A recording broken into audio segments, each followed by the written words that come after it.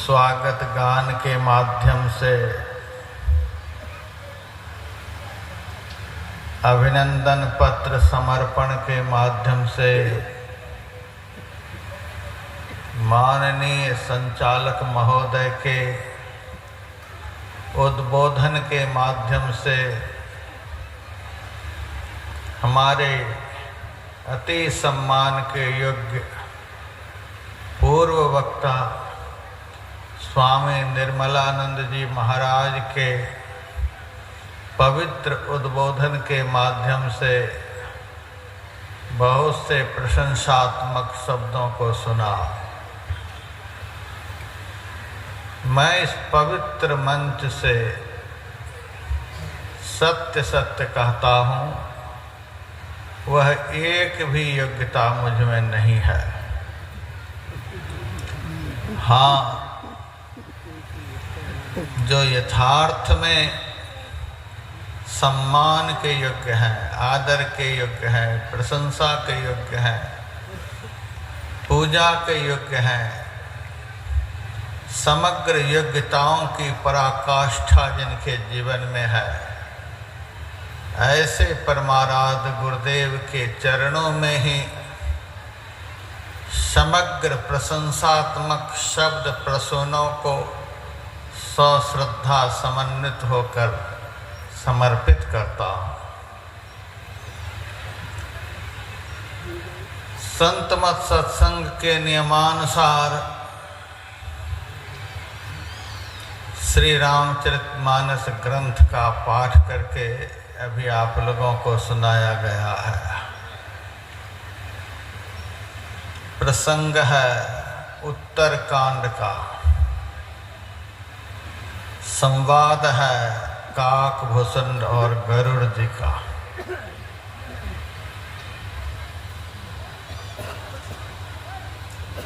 इस प्रसंग को सुनकर बड़ा ताज्जुब होता है।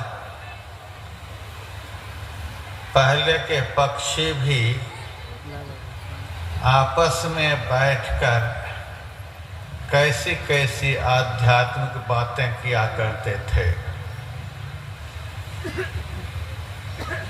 आज हम मानव जब आपस में बैठते हैं तो एक दूसरे की निंदा करते हैं, चुगली करते हैं, इधर उधर की बातें करते हैं। मुंह भी खराब होता है, कान भी खराब होता है, समाज भी खराब होता है, वातावरण भी खराब होता है, जीवन भी खराब होता है। एक पक्षी ने हमें बोलने के लिए, आपस में चर्चा करने के लिए कितना सुंदर सिखलाया है, वही यह प्रसंग है। काकभूषण जी महाराज के लिए कहा जाता है, कौवा के शरीर में थे। गरुड़ जी के लिए बतलाया जाता है, वे गरुड़ पक्षी के शरीर में थे। भगवान जाने किस शरीर में थे, लेकिन चर्चा में है कि एक कौवा थे, दूसरे गरुड़ थे। एक पक्षीराज, एक चांडाल पक्षी। लेकिन आपस की वार्ता पर हम लोग ध्यान दें।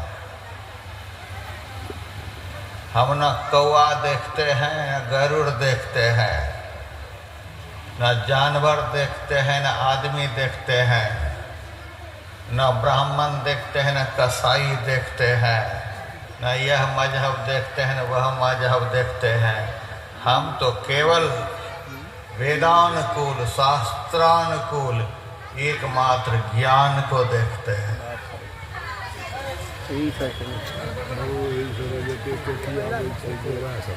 गरुड़ जी काकभूषण जी से 7 प्रश्न करते हैं और वह प्रश्न कितना विलक्षण है, सुनने लायक है। पहला प्रश्न है, हे नाथ, हे धीर बुद्धि, आप कृपा कर बताएं कि 84 लाख प्रकार के शरीरों में सबसे दुर्लभ, कठिनता से प्राप्त होने योग्य कौन सा शरीर है?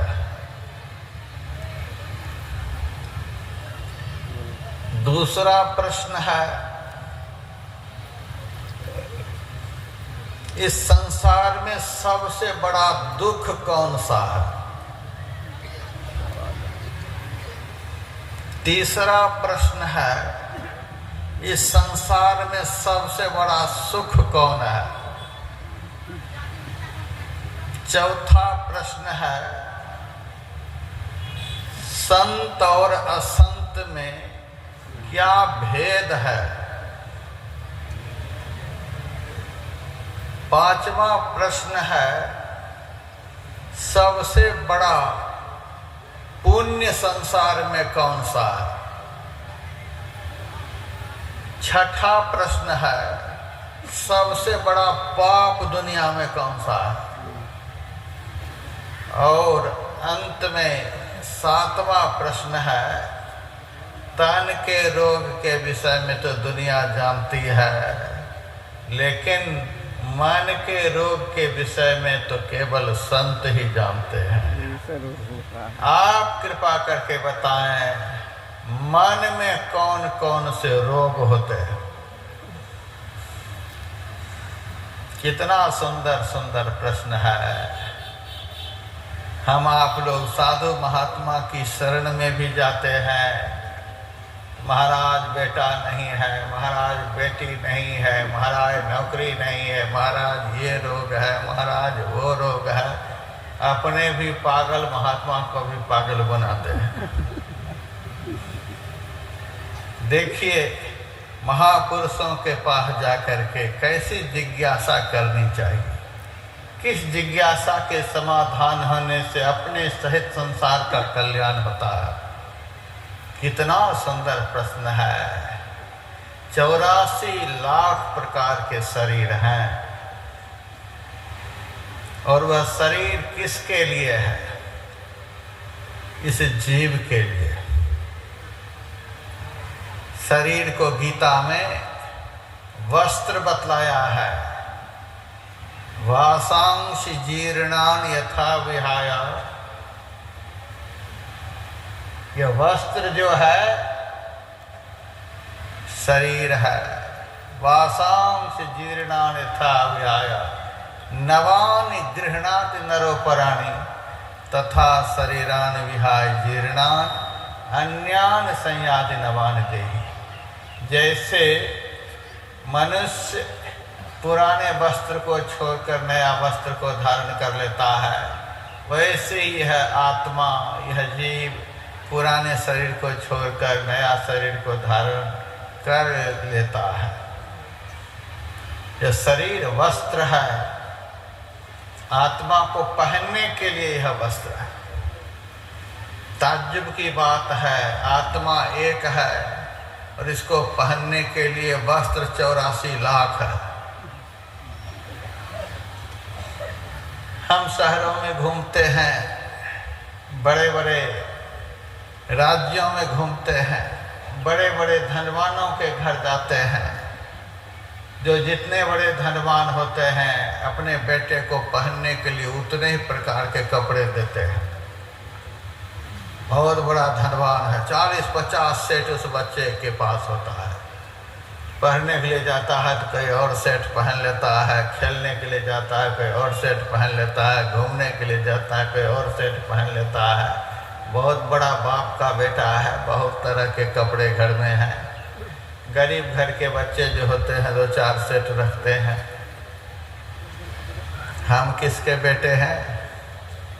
गीता में भगवान का वचन है, मम एवांशो जीव लोके जीव भूतः सनातन। अर्जुन, यह जीव जो है मेरा अंश है। हम परमात्मा की संतान हैं, हम परमात्मा के बेटे हैं। ईश्वर अंश जीव अविनाशी, ईश्वर के अंश हैं। संत मत के सत्संग में जड़ता का प्रचार नहीं होता है, यह जड़वादी संस्था नहीं है, इसीलिए यहाँ चैतन्यता का प्रचार होता है। शरीर की यहाँ प्रधानता नहीं है, शरीर में रहने वाले की यहाँ प्रधानता है। हमारे बाप कौन है? हमारे बाप ईश्वर हैं, हम ईश्वर की संतान हैं। ईश्वर किनको कहते हैं? ईशन करने वाले को, शासन करने वाले को, जिनके शासन में सारी सृष्टि हो, उन्हीं को ईश्वर कहते हैं, परमात्मा कहते हैं। राष्ट्रपति का बहुत बड़ा पद है, प्रधानमंत्री का बहुत बड़ा पद है। इलेक्शन लड़ने में हजारों हजार करोड़ रुपए खर्च हो जाते हैं, तब कोई प्रधानमंत्री बन पाता है। ऐसा प्रधानमंत्री बनने के बाद भी यदि कोई प्रस्ताव पारित करता है तो विपक्षी आंदोलन खड़ा कर देता है, मानने के लिए तैयार नहीं। कभी कभी प्रधानमंत्री को अपना प्रस्ताव वापस लेना पड़ता है। कितना तामझाम होता है प्रधानमंत्री बनने में, तो भी विपक्षी हंगामा कर देता है। जिस समाज ने वोट देकर के प्रधानमंत्री बनाया, वही समाज अब आंदोलन करने के लिए खड़ा है, नहीं मानेंगे इस प्रस्ताव को, वापस लो। इतना बड़ा पद है, लेकिन ईश्वर के पद के सामने यह कुछ भी नहीं है। जिस प्रस्ताव पर हंगामा हो जाए, वापस लेना पड़े, यह कौन सा पद है? 2013 ईस्वी में बहुत बड़ा हादसा हुआ था केदारनाथ में, लाखों लोग मिट्टी में मिल गए। आज भी हाड़ निकलती है मिट्टी के नीचे से, इतना बड़ा हादसा हुआ।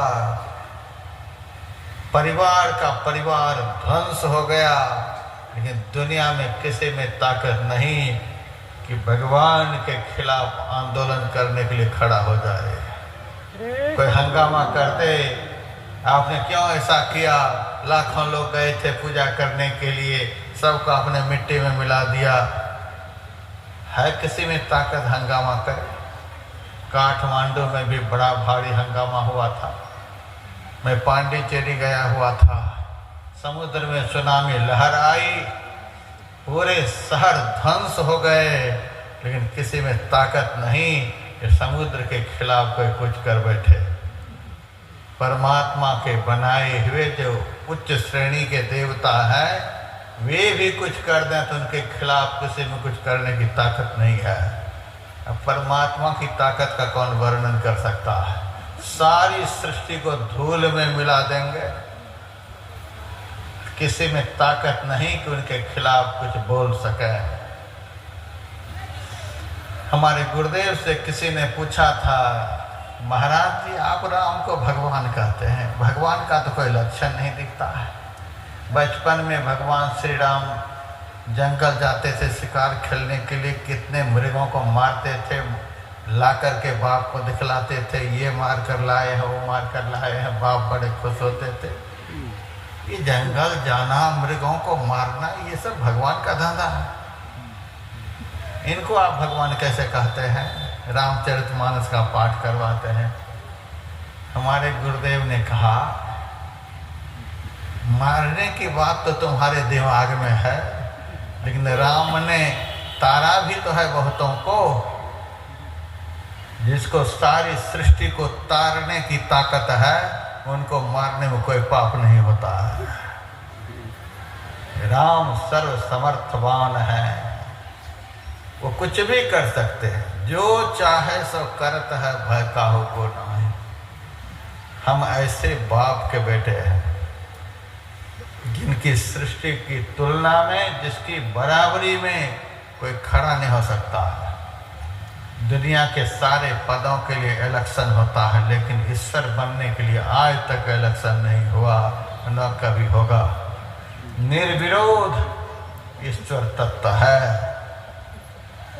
ऐसे ईश्वर की हम संतान हैं। यानी बहुत बड़े बाप के बेटे हैं। उस बाप ने हमारे पहनने के लिए कितने सेट बनाए? 84 लाख। इस जीव को धारण करने के लिए, पहनने के लिए 84 लाख प्रकार के सेट हैं, कपड़े हैं। हम शरीर को कपड़े कहते हैं गीता ज्ञान के अनुसार। अब थोड़ा सा विचार कीजिएगा, जो लोग घर में रहते हैं, जब खेतों में काम करने के लिए जाते हैं तो कोई साधारण कपड़ा पहन लेते हैं।